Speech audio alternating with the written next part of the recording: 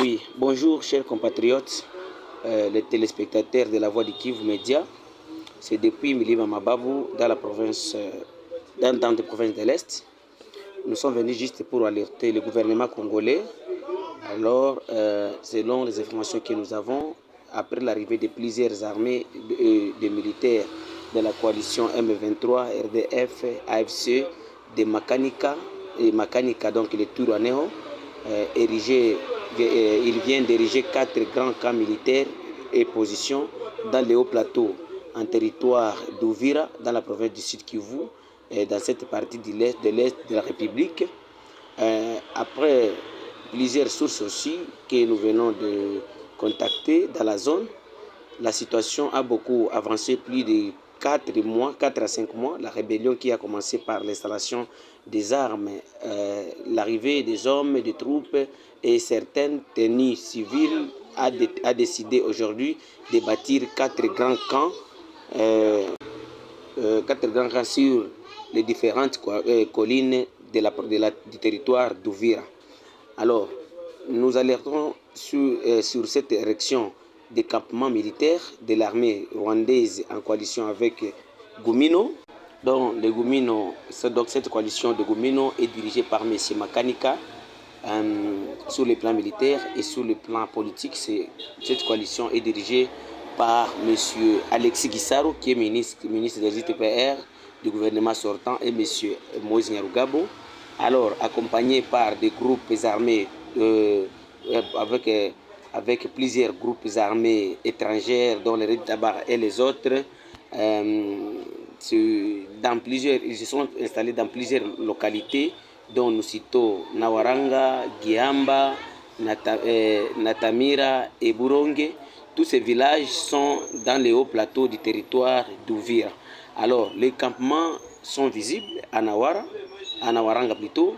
Il compte plus de sans-abri, donc des maisonnettes habitées par ces groupes étrangers.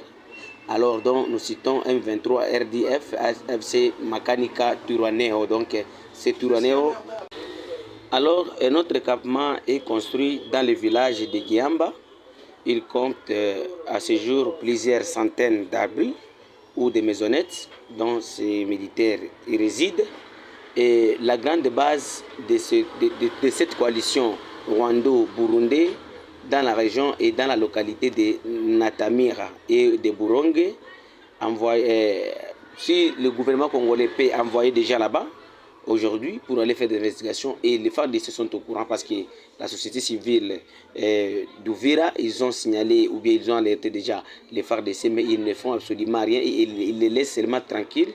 Et si le gouvernement hésite d'attaquer ces gens, donc dans les jours à venir, plusieurs villages de la province du Sud Kivu vont tomber entre les mains des M23.